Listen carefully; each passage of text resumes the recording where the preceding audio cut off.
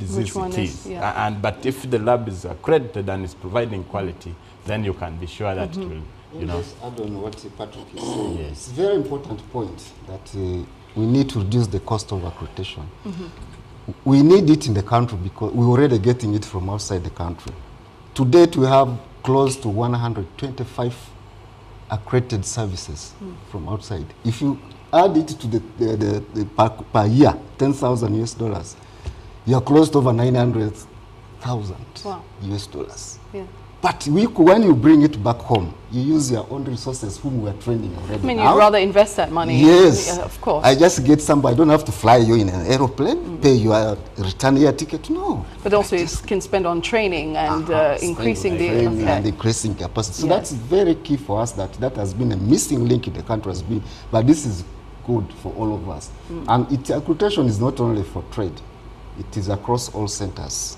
Okay. Health. Let's get to this part before we even get there, because I know very interesting when it comes to the food. Yes, because that's what I want to know, because everybody thinks they can sell food. Until 1997, we were doing things as usual in Uganda. We never mind. We just eat whatever we want. Until we had a fish crisis.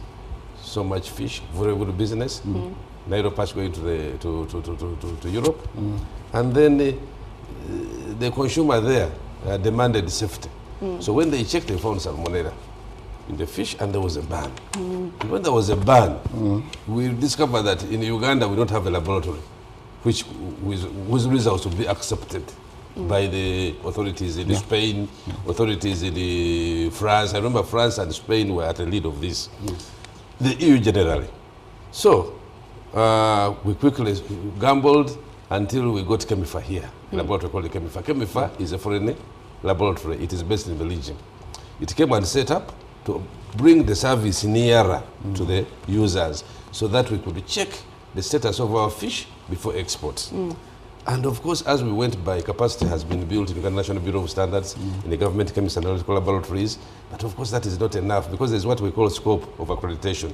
What are you looking for? And as we continued exports, we were getting in more trouble. Today, in fruits and vegetables, they check chemicals because they have banned use of certain chemicals. And they check, some of our consignments are checked 100%, like capsicums, and they are held. So the service has to be here. And the issue has been laboratories. Chemifa is expensive, for example, or other laboratories, because we don't have the service here at home. And also, when we test from Europe, it is equally expensive.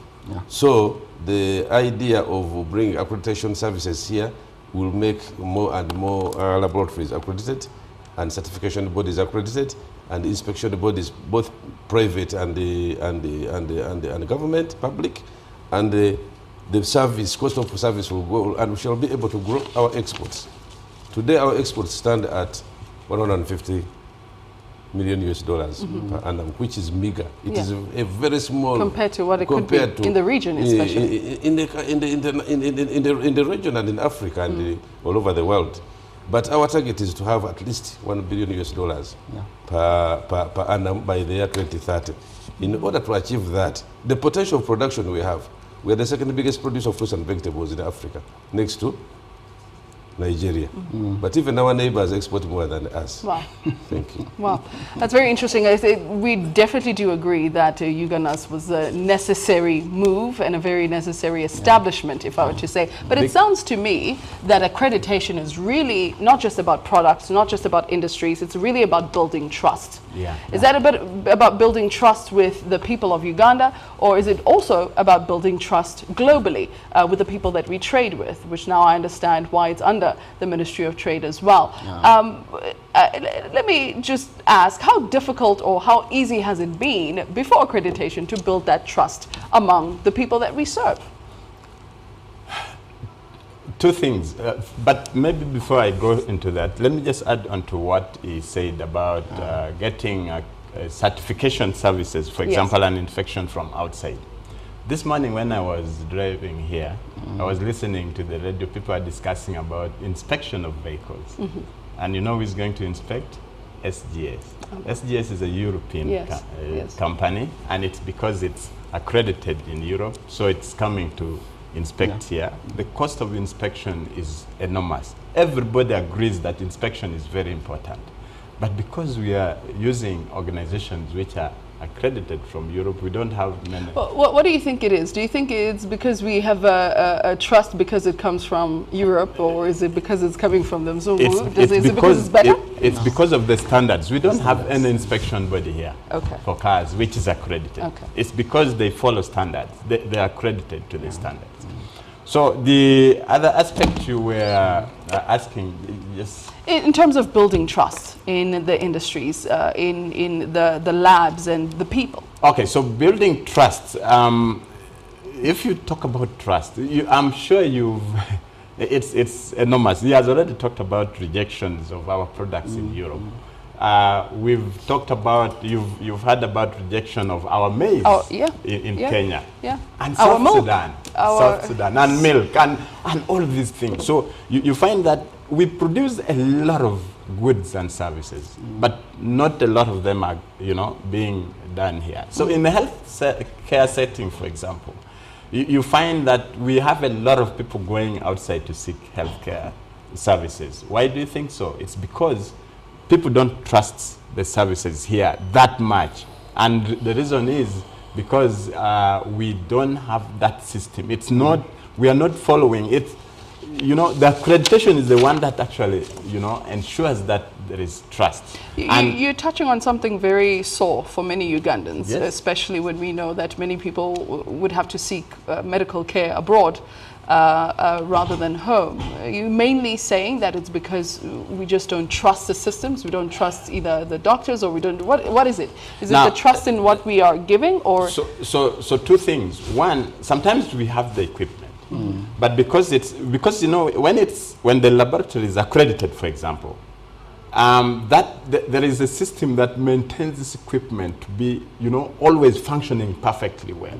Now, if that system is not maintained, this equipment will break down. You've seen that our equipment, sometimes you have the nuclear, the radiology, the radiotherapy equipment breaks down because there's no system. And very expensive machines for that. Yes, and we have a lot of them. And but because also not a lot of people are coming for the services, even from outside. Because if we have a system that is trusted, we shall attract a lot of other systems, so that people now invest. Even the private investors will invest more in the health sector, so that now that actually brings in more income to the health sector because of, the medical tourism. Yes. Is that a competence issue or a accreditation issue? Okay, like he said earlier, you asked about what's the difference between accreditation and certification. So accreditation looks at competency and compliance to the standard. So because the competency, the systems are not accredited, so you can't be sure of the competency, and so that's where the challenge is. So then, of course, if accreditation service is there, then that means the facilities will also be certified, so that, because first of all, there is an accredited conformity assessment body, which now goes to certify. But if it's not there, then you're going to have a challenge. Right now, because we are getting from outside, not so many organizations here can afford that. So you find that not a lot of health facilities, you go to the private sector, I can count to you in my fingertips how many in the private, for example, are actually accredited. Both the laboratory, but also the clinical side, whether they are certified to be providing the standard. I can count, and when we have thousands of them. Okay, now, Mr. Samuel, I just wanted to add on what the issue of trust. Yes, we'll come back to that as soon as, because there's a couple of things I want you. It is, and I want you to touch on a bunch of stuff just before we get into that. But Mr. Samuel, I want you to talk to me about the trust that you've been able to build in the European countries with the food that we are taking there because of accreditation. It has been a very big struggle. Because I have a background not only for the fruits and vegetables, but also for other products, like I mentioned, the fish. In European countries, which is our big market, the requirements are demand-driven, and who drives the system is the consumer. The consumer is aware, they are well represented and well organized, they want to protect their safety and health, and therefore we need to ensure that we consistently supply a safe product according to them, and we don't even take pests to them. So, in order to build trust, we work closely with what we call the certification body for exports. They give us the passports for exporting our products. We refer to it as the National Plant Protection Organization, which is the NPPO, which is the Ministry of Agriculture, Department of Inspection and Certification. So, during that system, we have established a traceability system, which caters for information right from the farm, what we have used in order to produce that product, what chemicals we have used, how we have used them, the frequency of spraying, when you harvested. That system is none of what we are using up to the market. Nevertheless, there is still a requirement that when they are high-risk products, we term them as high-risk products reach the market. They are still tested. What are those examples of high-risk products that you're Capsicum, chili, hot pepper, yes. the garden egg, entula, in our local language, the garden egg. Yes. It is on high demand there, but it's high risk. Yes. Okay, yes. That makes sense. Now, Mr. Musafiri, let's go in a little bit. Yes, you'll touch on the building trust part of it, because I know you have a lot to say on it, because that's what you're specializing in this case. Yes. I want to understand the difficulty in transitioning from depending on foreign bodies for that support in terms of accreditation for local businesses. That transition, was that an easy transition or a difficult transition? And how has building trust in that time been on your part? Thank you, moderator. Yeah, I'll not call it difficult. It is a challenge. Challenging. Okay. And we'll go through it because all can be done. I just got difficult from Mr. Samuel over there. Yes, but it's a challenge because it can be done. Yes. The country has been getting accreditation from foreign accreditation bodies. Now, the cost of getting accreditation from foreign bodies, as Patrick has said, is too high. He has categorically said that you have seen that very few private sector conformity assessment body certification get involved in provision of what? Quality services. Yes. Because of the cost. You have to bring it is highly professional. Accreditation or quality services are highly professional. You need to train the people. You need to have the right equipment. You need to have the right processes and to be monitored. You talked about the risk. You need even to pay fees. You need to pay the fees. So those are the challenges we're getting out. Now, what does it mean when we have it in the country? Our own, employed by our own people. Yes. We have our own assessors trained here because we have professionals in the universities, in these various institutions, Mulago, where they can go and do this assessment just by walking from Mulago to the laboratory, and we don't need to pay that fee. So that will bring the cost of accreditation close to 30 to 40% down.